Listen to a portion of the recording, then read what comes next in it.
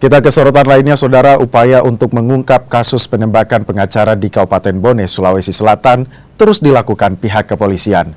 Penyidik kini telah memeriksa istri korban, salah satu saksi kunci dalam kasus penembakan ini. Didampingi kuasa hukum serta rekan korban di Peradi Makassar, istri pengacara yang jadi korban penembakan, Mariam, jalani pemeriksaan di Mapolda Sulawesi Selatan pada 6 Januari 2025 kemarin. Ini merupakan pemeriksaan perdana bagi istri Rudi Esgani.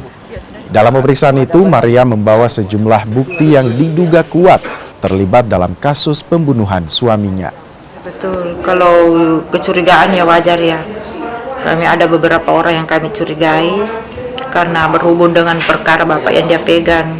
Jadi saya curigai mereka. Ada berapa orang Bu yang Ibu curigai? Yang saya curigai sih mungkin ada 3 orang. Ada 3 orang Bu. Iya. Nah itu di beberapa kasus yang Bapak tangani atau di satu kasus yang Bapak Iya, tangani? beberapa kasus. Beberapa kasus. Iya. Terakhir Bu, boleh dijelaskan kasus yang paling berat yang ditangani Bapak itu kasus apa? Kalau dia sih tidak pernah ada bilang ada kasusnya berat karena dia itu menjalani dengan penuh dengan semangat profesional. Cuma dia itu hari dia bilang dia minta untuk dampingi terus karena waktu itu dia sakit, jadi mungkin cuma sebatas itu aja.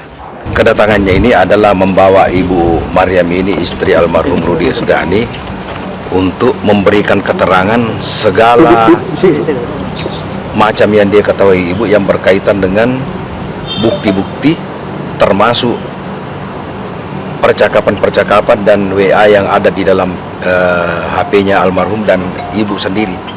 Bukti apa saja itu yang Bukti elektronik semua. salah Ya. satunya ancaman itu atau seperti apa? Ada di dalam HP-nya suaminya.